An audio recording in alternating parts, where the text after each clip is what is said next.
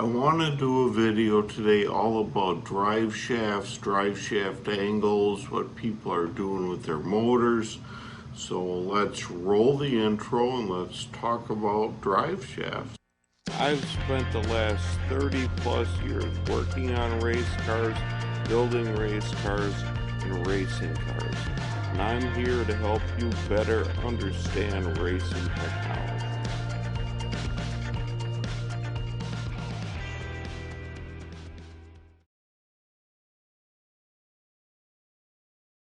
I guess first thing I want to talk about with drive shafts is the angle of them and how they actually work and that they can drag down horsepower and bind a car up.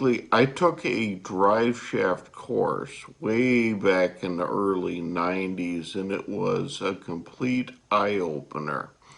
They had an electric motor hooked up to a drive shaft and then a drag motor on the other end. And basically, they could alter the angles of both the input and the output.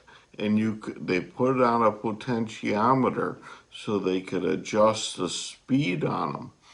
And what happened is if your U-joints or your planes aren't exactly in line, like your rear end yoke and your transmission aren't running parallel with at least like a 2 or 3 degree split, you don't want them totally lined up, but you do want to run them parallel to each other and at least a 2 or 3. I think when we were doing drive shafts, we always shot for about a 10 degree difference in height if we are building something to put a drive shaft in.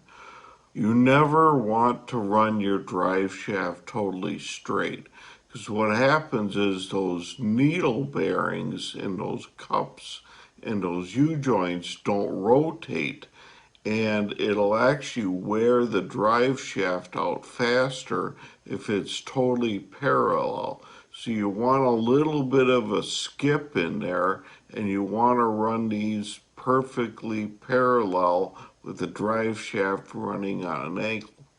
What they could do during this test was they could alter the angles of these plates and get these things incongruent with each other, and you could hear the drag down on the drive shaft. You could actually hear the groan in the motor the more incongruent these things got.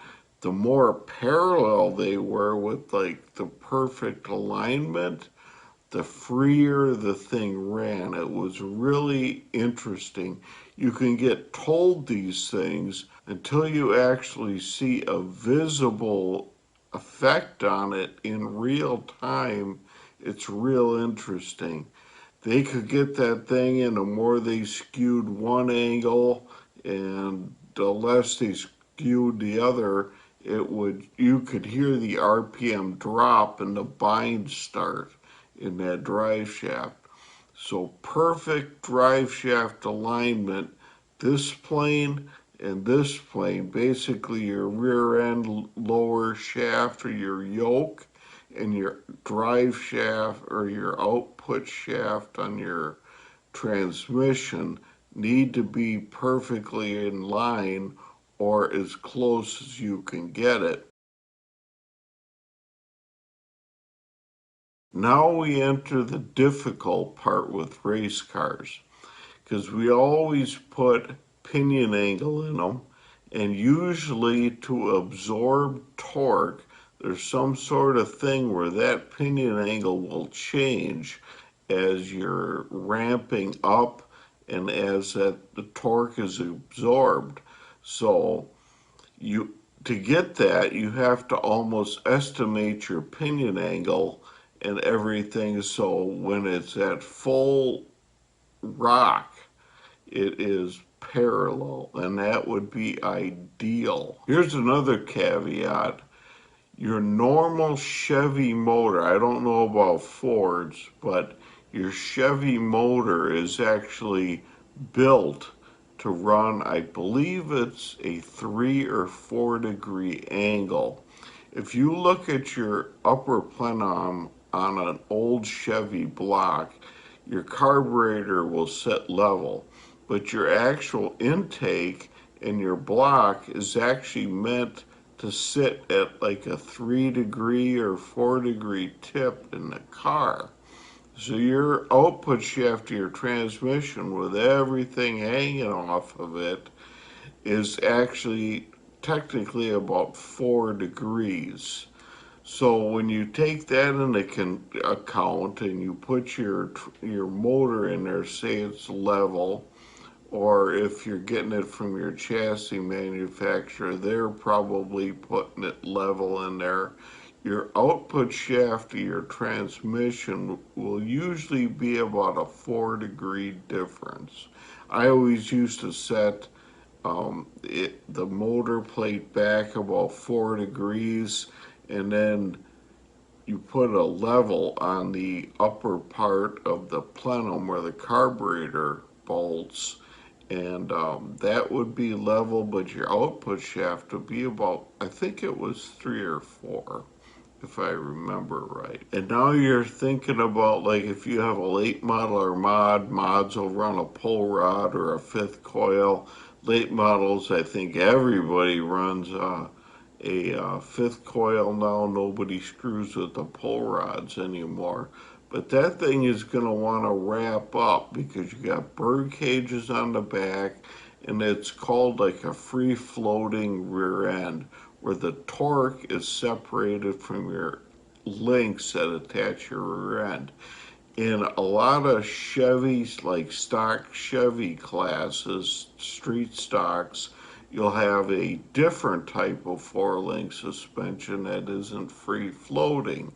Your mounts are welded to the frame and to the axle, and it's four of them, and there usually is some give there, a rubber bushing or something, so that thing can move around and float around.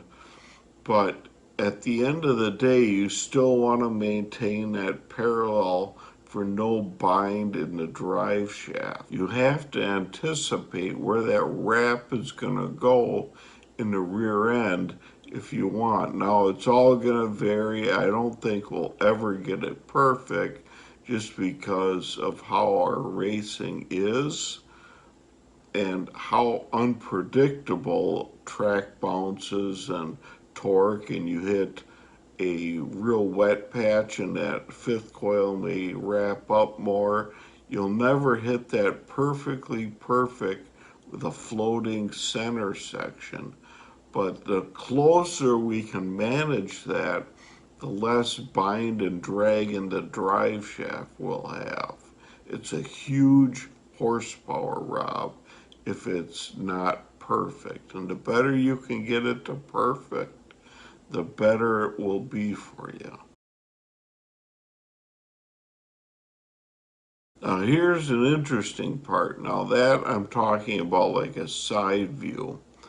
But now, if you look at a top view, our cars now rear steer so much, so at a top view, that pinion actually gets turned towards the right front. And then you have your drive shaft. So you have, and you also have an offset to that. So trying to figure out the perfect dynamic on where all that stuff needs to be is very difficult. And it's almost like you need to do a trial and error maybe to get it perfect, but just to be aware of it and alert of it, maybe it's something you might want to start playing with a little bit. Because I've heard the difference. When these things aren't in skew, it's robbing your horsepower big time. You know, motor builders complain, oh, you put the wrong size air little cushy on your air filter, and it sucks and it robs horsepower of this. You know, this is 10 horsepower. I guarantee you, That drive shaft, if there's any bind in it, will rob more horsepower and put more drag on that drive line than anything else you can do by just putting a little tissue paper around your air cleaner or something like that. I had heard, but I'm not positive. I heard it from several sources. I never looked at it, but I heard Longhorn, one of their advantages is they took and they turned their motor towards the rear end yoke. They actually tipped it and put the right side back a little bit so it had a little bit of an angle in it to get the U joints to drive everything to jive a little bit better. I don't know, but I did help a rocket guy last year or 2 years ago where he actually heard that about the Longhorn stuff, so he put a spacer and spaced his right side and tilted his motor. And he ran his rocket 2 years. One year he ran it stock, and another year he twisted it a little bit to try to get closer to what a Longhorn was doing. And he said he could feel the bind. The car was like bound up and just wouldn't come off the corner. And I helped him for a bunch of weeks, and he finally ended up putting the motor back in the rocket square like they had it, and it's like it freed the car up. So now what Longhorn is doing, I don't know. It's just stories I've heard, but I've actually seen it and talked to a driver that ran it both ways. Maybe he had it off a little bit more than what Longhorn does. Maybe it's a little, I don't know exactly where Longhorn positions their stuff. There's so many factors there as how much rear steer, and it all has to get designed and perfect. And I think what he got caught up in, it was just not perfect, and it was in that sweet spot where it really drug his car down, and he could feel it. And he's a better driver. He's a decent driver, but I wasn't dealing with a rookie here. I mean, he was really good. He could feel it coming off the corner, and he felt like it was just in a bind, and the thing just wouldn't get up and go. And running the same stuff, the next week we took it and we aligned it and got it parallel, and all of a sudden he said he could feel the difference of this thing come off the corner. So there's something there.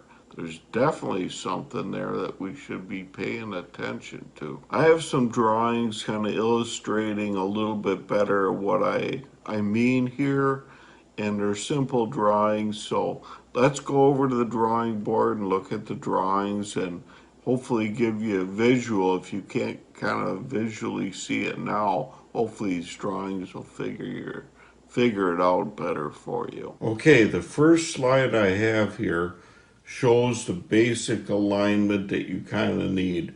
What you need is at least like a 3 or 4 degree difference here, and these have to be running parallel. A U joint, when it's active, it actually spins, and those needle bearings inside the U joint need to actually rotate, and the grease will flow and keep it greased, but then the lug of it, the needle bearings don't actually get pounded on. They actually rotate and create a smooth transition. If your needle bearings inside your cups don't rotate and they get seized up, it will beat the heck out of a U-joint shaft, and it will fail. So this needs to be at least like 3 or 4 degrees, and I always shot, I thought, for like a 10-degree split here, when we were putting them on trucks, whenever we could design something. Another thing, most drive shafts are made by a drive shaft manufacturer, but I'll tell you anyways, if you ever take a drive shaft, these U-joint cups on the drive shaft need to be perfectly in line. I used to weld drive shafts. And what you do is when you put these cups, if they're out of phase, even just a little bit, it will destroy the drive shaft. So when you lay your drive shaft on a table, the U-joint cups need to be perfectly in line with each other. Some places, industrial trucks or whatever, will have a slip yoke on the center of the drive shaft. Whatever the case, racing drive shafts are usually made by a manufacturer, and the manufacturer, of course, already knows enough to align the cups. So any drive shaft you will buy for your race car will probably be perfect. But if you ever find yourself in a position where you're putting one together, make sure that these cups on the ends of your drive shaft are perfectly in line. Next, I have a drawing of that shows the alignment that we see in our race cars. Our motors, like I said, I thought it was 3 or 4. Don't hold me on that. Do your research if you're putting a car together, because my memory isn't perfect, and it was a long time ago when I was putting these cars together from scratch. Once I had the jig built and everything built, then it was just put it together for years and years. But I thought your general engine, your Chevy motor, had like a 3 or 4 degree tip to it downhill. Then you put your pinion angle wrap into it, usually 6, 7, 8 degrees, somewhere through there. But at the end of the day, they need to be running parallel for perfect transfer of torque and smooth, non-horsepower robbing setup. Lastly, I have a kind of a vision on what's going on from top view. Now, with rear steer, our rear end is steered left or forward, of course, and then the motor angle becomes an issue. I used to set mine square in the car, and I had heard people talk about you have to tilt it and stuff like that, but now, years later, when I did experiment with another guy on that, if you get it wrong, you can feel the horsepower drag down. So if nothing else and you're building a car, I always recommend putting your motor plate square in the car and let it run, because if you get that a little bit wrong, that will bind up your whole car. But this is kind of what I was thinking. If your rear steer, is, I don't know, like 5 or 6 degrees, and you were to tip this, and then you have your downhill angle, you think that would be the perfect scenario for everything.